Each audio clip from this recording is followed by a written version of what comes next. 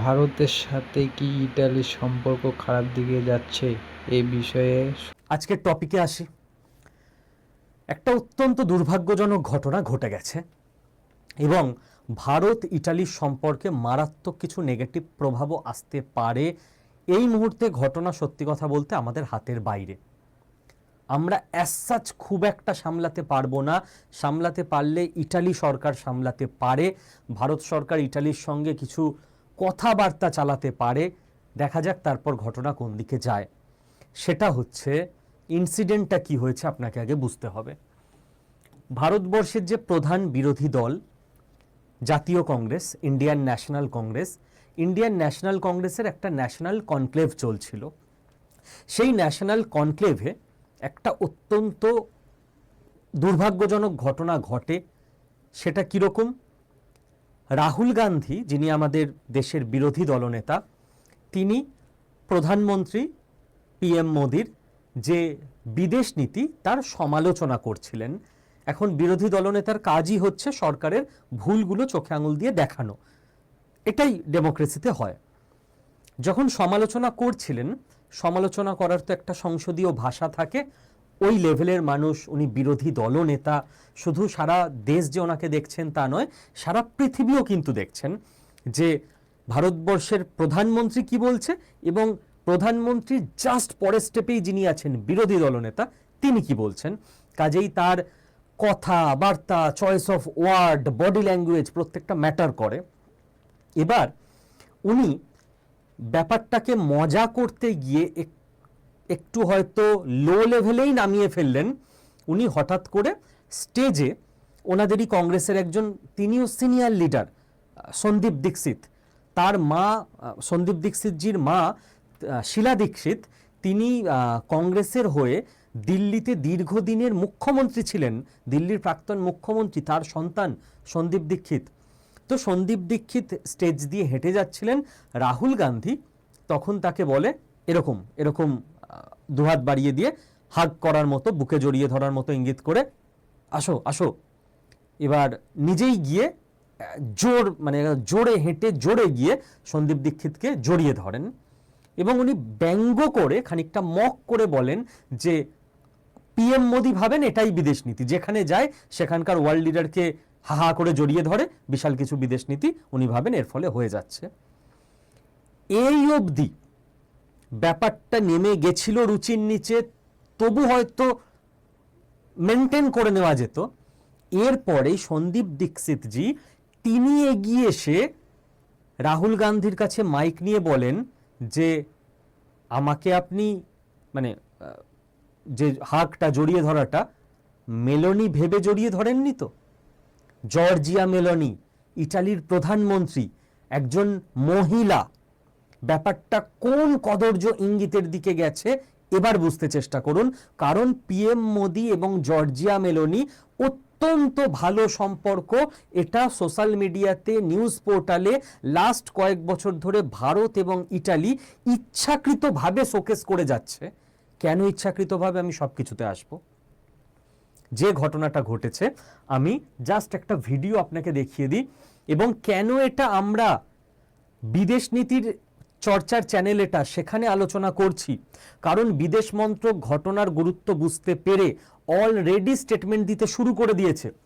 We have strong ties with Italy, should be respectful, ministry of external affairs on Congress leaders Meloni jibe.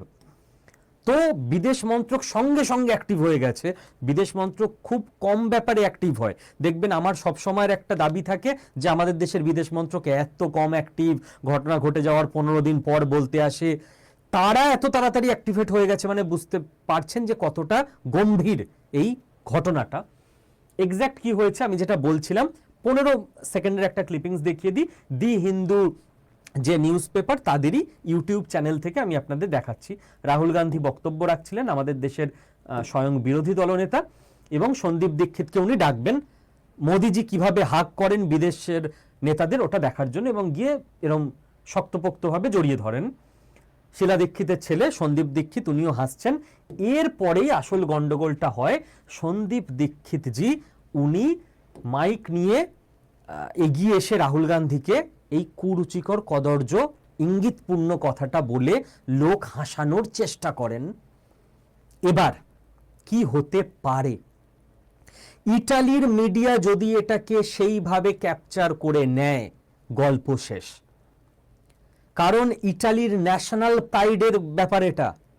ইটালির মহিলা প্রধানমন্ত্রী, তার ব্যাপারে এইরকম ইঙ্গিত করে কথা বলা হচ্ছে, যেখানে ভারতবর্ষের স্বয়ং বিরোধী দলনেতা দাঁড়িয়ে রয়েছে এবং যিনি বলছেন তিনি কংগ্রেসের বড় লিডার, তার মা কংগ্রেসের তরফ থেকে দিল্লি ইম্পর্টেন্ট জায়গা সারা পৃথিবীর রেসপেক্টে, দিল্লির মুখ্যমন্ত্রী ছিলেন। তো ব্যাপারটাকে মোটেই ভারত এই জাস্টিফিকেশন দিতে পারবে না যে পাড়ার নেতা ক্লাবের অনুষ্ঠান করে ফেলেছে, এটা আমাদের স্ট্যান্ড পয়েন্ট নয়। বিদেশ কিন্তু বিজেপি কংগ্রেস বোঝে না, বিদেশ বোঝে ভারত। ভারতের তরফ থেকে এটা বলা হয়েছে। এবার ইটালির মিডিয়া যদি ভারত বিরোধী প্রচার জোর কদমে শুরু করে দেয় যে ইটালিকে অপমান, এটা ইটালির প্রধানমন্ত্রীকে অপমান, মানে ভারত ইটালি সম্পর্ক গেল। কেন আমি এ কথা বলছি? জেনারেলি আমি নেগেটিভ কথা বলি না, আমি বলি বিদেশ মন্ত্রক সামলে নিতে পারবে 90% ক্ষেত্রে, যেখানে দেখা যায় বিদেশ মন্ত্রক সামলে নিচ্ছেও। 10% জায়গায় আমার চাপ লাগে যে এবার বোধহয় হাতের বাইরে বেরিয়ে গেল। কারণ প্রত্যেকটা যুক্তি দিয়ে বলবো কেন এটা বলছি। কদিন আগে যারা বিদেশ নীতি খেয়াল করেন, জিওপলিটিক্স খেয়াল করেন, তাদের মনে আছে ডোনাল্ড ট্রাম্প একটা কথা বলেছিলেন, যেরকম ভুলভাল মাঝে মধ্যেই বলেন, যে জর্জিয়া মেলোনি তো আমার সঙ্গে একটা ছবি তোলার জন্য বেগ করছিল, ভিক্ষা চাইছিল, জর্জিয়া মেলোনি এবং ইটালিকে ছোট দেখানোর জন্য। গোটা ইটালি জর্জিয়া মেলোনির সঙ্গে এসে দাঁড়িয়ে গেছিল, সরকার পক্ষ, বিরোধী পক্ষ, সাধারণ মানুষ, মিডিয়া, যে ইটালিকে অপমান করছে ডোনাল্ড ট্রাম্প, আমরা ছাড়বো না। যারা আমেরিকার প্রেসিডেন্টকে ছাড়ে না, সরকার বিরোধী এক হয়ে যায় দেশের স্বার্থে, তারা ভারতের বিরোধী দলনেতার কোনো একটা কার্যকলাপ সেটাকে ছেড়ে দেবে? সেকেন্ড, ওয়েস্টার্ন মিডিয়া, ইটালি তো কি হতে পারে বললাম, গোটা ওয়েস্টার্ন মিডিয়া আমেরিকা থেকে ইউরোপ থেকে পুরো লুফে নেবে এই জিনিসটাকে। কি দেখাবে? ভারতবাসী কতটা নিচু মনের, ভারতবাসীর মনে মহিলাদের প্রতি রেসপেক্ট বলে কিছু নেই।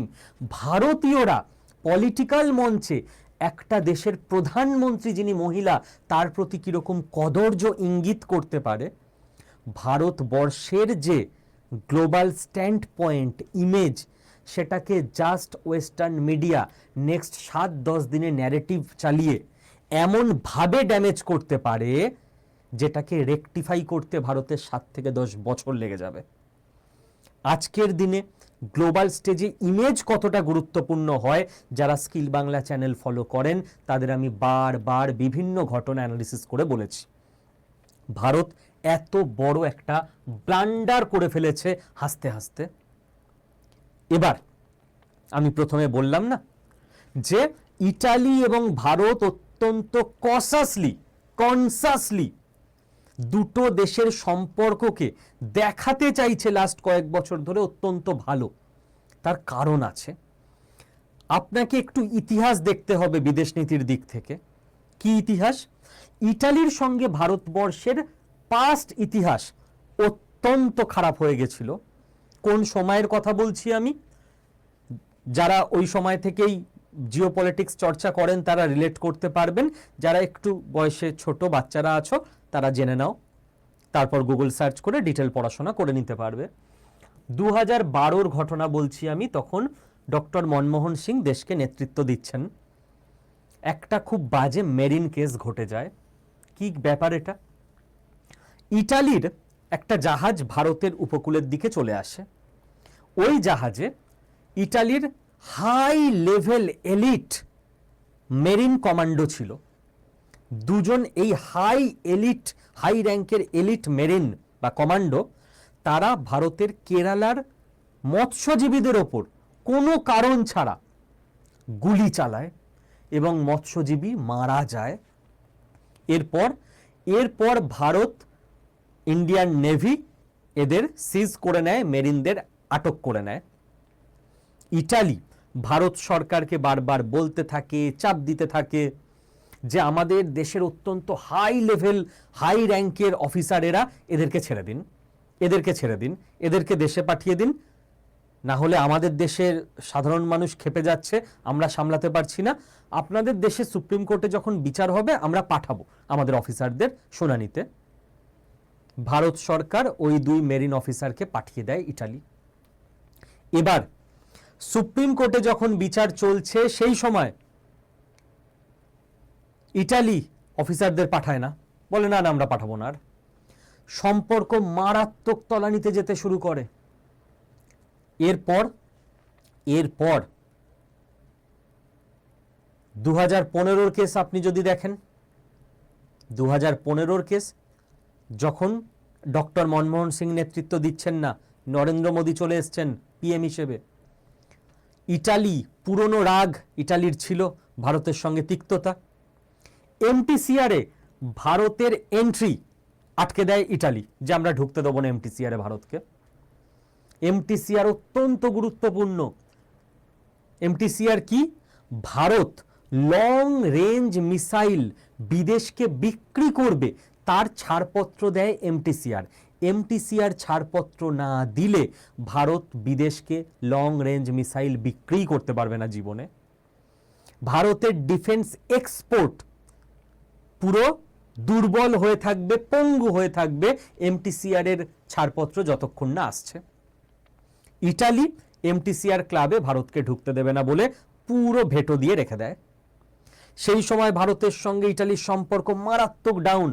অলরেডি ভারত কি করলো? অগাস্তা ওয়েস্টল্যান্ড যে ডিল ইটালি ইন্ডিয়া ক্যান্সেল, বড় ডিল ছিল, $1 মিলিয়ন ডিল ছিল অগাস্তা ওয়েস্টল্যান্ড।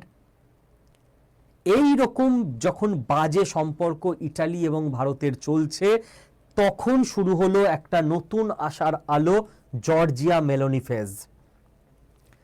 ইটালির নেত্রী হিসেবে উঠে এলেন জর্জিয়া মেলোনি। ভিডিওটি তোমাদের শেষ পর্যন্ত কেমন লেগেছে কমেন্ট করে জানাবে। তোমরা ততক্ষণে ভালো থাকবে, সুস্থ থাকবে। ধন্যবাদ।